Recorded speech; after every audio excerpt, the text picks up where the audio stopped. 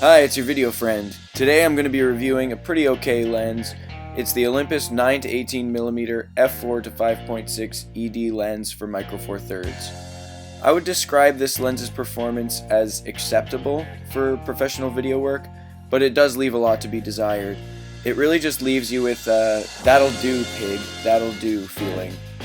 At 750 Canadian brand new, this is probably the cheapest way you're going to get ultra-wide fields of view on a micro four thirds camera, especially considering you can score a used one on eBay for around $500. Unless you include the Boer Samyang fisheye lens, which is $350 or something, but that's a fisheye, so you get massive barrel distortion. Going ultra-wide on micro four thirds isn't something that there have really been a lot of options for in the past. But with the focal reducing speed boosters now being available and popular, those options have really opened up. The main native micro four thirds competitor to this lens is the Panasonic 7 to 14mm f4, which is a better and sharper lens than this one, but it's also $1,350. You could score them on eBay for around $1,000, so that puts it at twice the price of the Olympus. Is the Panasonic twice the lens the Olympus is? Not in my opinion. But if you need to go as wide as possible on the micro four thirds, then the Panasonic is the way to go, giving you a full frame equivalent focal length of about 15mm at 4K, which is a 2.2 times crop factor on the GH4.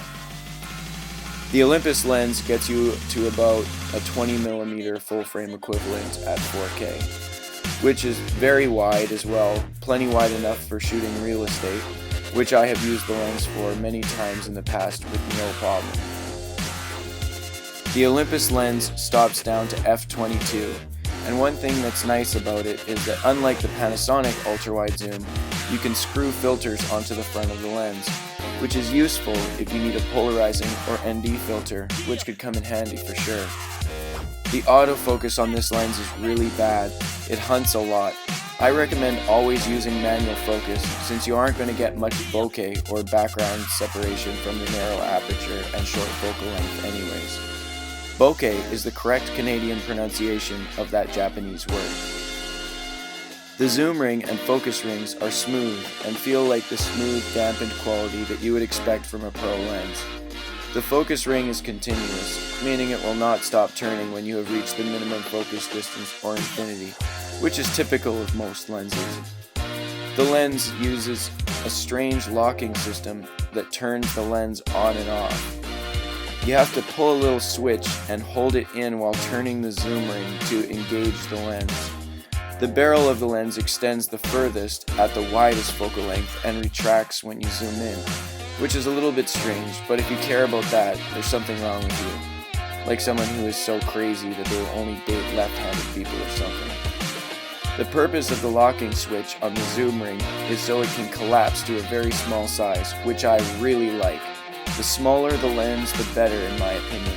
It makes it easier to get around with, and therefore easier to get lots of great shots with more often. For example, if you wanted to sneak this lens into a movie theater to camera up a movie, I imagine it would be a pretty good option for that. The lens also weighs only 155 grams, which is pretty amazing. It makes a great option for Steadicam work. Not my favorite Steadicam lens, but it works well. It's also a very cool street photography lens, being so small and so wide you can really get close to your subjects when you're shooting. When the lens is collapsed, it's small enough to hide behind a credit card.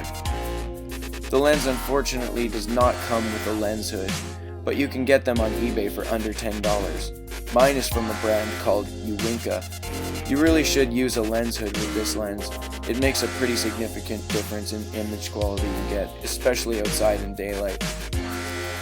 Well, that's all I have to say about this lens. I don't love it, I don't hate it. It does the job and you can get it fairly cheaply.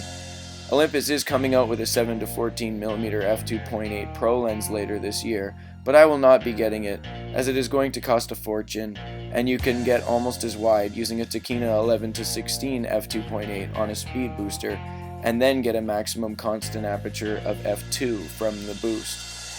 If you like the background music to this video, it's called A Walk in the Sky by Smell This on Adapted Records, so definitely search that up, support the artist, buy the whole album, all that good stuff. Have a great day, but more importantly, make great videos and put them on the internet for free. Thanks.